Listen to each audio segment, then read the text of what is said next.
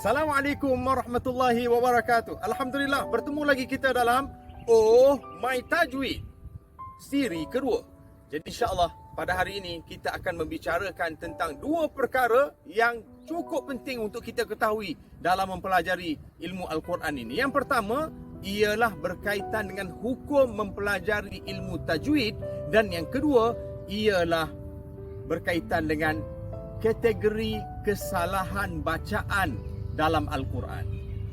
Baik, hukum belajar ilmu tajwid ini terbahagi kepada dua.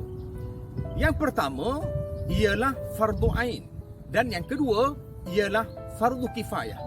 Ketika mana fardu ain? Fardu ain ni ketika mana kita membaca Al-Quran. Ya, bila mana kita membaca Al-Quran, mesti baca Al-Quran dengan bertajwid.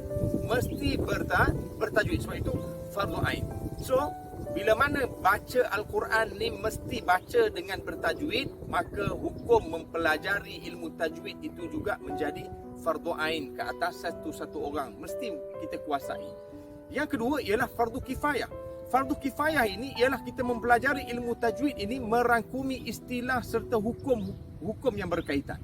Untuk kita mengetahui itu fardu kifayah. Tetapi untuk kita praktis itu ialah fardu ain. Dan sebab itu Syekh Ali Al-Qari berkata, yang maka hendaklah meraihkan semua kaedah-kaedahnya, yakni makhraj huruf dan sifatnya secara wajib pada apa yang boleh mengubah struktur ayat dan merosakkan makna. Kalau benda tu sampai tahap boleh mengubah makna, ya, merosakkan makna, mengubah struktur ayat, menjadi kewajipan. Manakala sunat pada apa yang mengelokkan lafaz dan sebutan ketika membaca. Perkara yang kedua yang kita akan bincangkan pada hari ini ialah berkaitan dengan kesalahan-kesalahan dalam membaca Al-Quran. Ya, kesalahan ini ada dua. Yang pertama disebut sebagai lahnul jali, iaitu kesalahan yang nyata ataupun kesalahan yang besar. Yang kedua ialah lahnul khafi. Lahnul khafi ni apa? Lahnul khafi ialah kesalahan yang tersembunyi. Mungkin ada sebahagian orang tak perasan, ya, tentang kesalahan ini. Baik, kesalahan yang nyata ini apa dia? Kesalahan yang nyata, kesalahan yang besar ini ada beberapa perkara.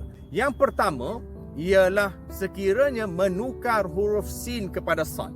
Contoh, bila mana perkataan sepatutnya yastuna dengan huruf sin, yas, tetapi disebut dengan tebal, yastuna. Di situ ada perubahan sin kepada sad. Yang kedua, mematikan huruf yang berbaris. Ya, sebagai contoh, qala sananzuru asadaqta, tetapi dibaca qala sananzur asadaqta. Sepatutnya ra itu berbaris di hadapan, tetapi dimatikan di situ. Menjadi suatu kesalahan yang besar. Yang ketiga, membariskan huruf yang mati. Ini biasa berlaku, ya, pada kalimah an'amta dalam surah Al-Fatihah. Ada orang baca an'amta. Nampak?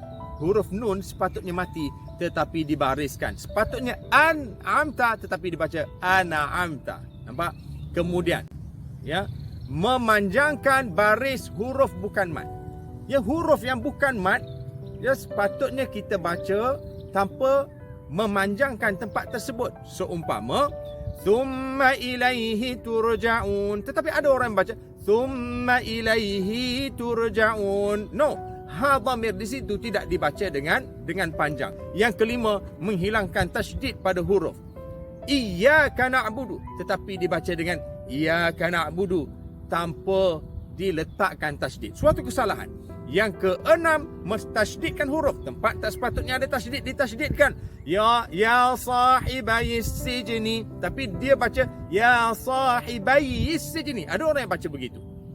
Suatu kesalahan juga. Yang ketujuh, menukar baris.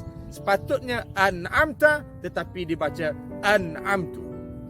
Dan yang ke-8 ialah menambah atau membuang huruf dan perkataan. Ini lagi kritikal. Buang terus, ya, ataupun tambah. Itu perkara yang tidak sepatutnya berlaku.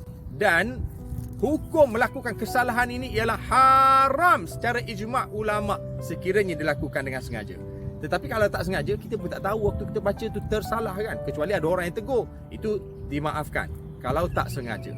Baik, Kesalahan yang kedua disebut sebagai lahnul khafi, kesalahan yang tersembunyi, ya, melibatkan hukum-hukum tajwid pada lafaz-lafaz Al-Quran. Contoh, mengizharkan apa yang sepatut diidghamkan. Zulumatillah, sepatut kat situ apa dia hukum dia? Tanwin bertemu dengan lam, sepatutnya ialah idgham bila gunnah, tetapi diizharkan. Macam mana dia sebut zulumatillah? Menjadi kesalahan. Yang kedua, meninggalkan gunnah. Contohnya pada nun musyaddadah. Inna, sepatutnya 2 harakat kat situ, tetapi dia baca innalladzina kafaru. Contoh, innalladzina kafaru, sepatutnya 2 harakat. Innalladzina kafaru. Yang ketiga, meninggalkan mad, ya, pada tempat yang sepatutnya. Contoh, adaat, sepatutnya kat situ ialah mad wajib muttasil, tetapi dia tidak meraihkan mad wajib muttasil, dibaca adaat, begitu sahaja. Jadi ianya menjadi lahnul khafi, ya, kesalahan yang tersembunyi. Namun kesalahan ini juga perlu dielakkan, sebab kalau kita melakukan kesalahan ini makruh. Dan dalam kalangan ulama ada yang mengatakan hukumnya juga haram kerana merosakkan al-ada'us sahih, iaitu kaedah bacaan yang sahih. Tak boleh, ya.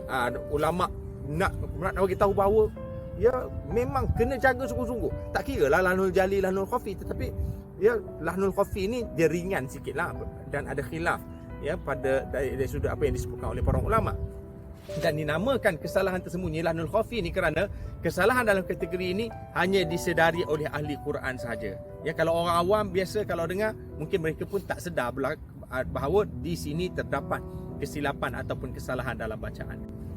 So, mudah-mudahan bermanfaat apa yang kita bincangkan pada hari ini. Ya, insya-Allah kita bertemu lagi pada siri-siri yang akan datang. Terima kasih atas perhatian yang telah diberikan.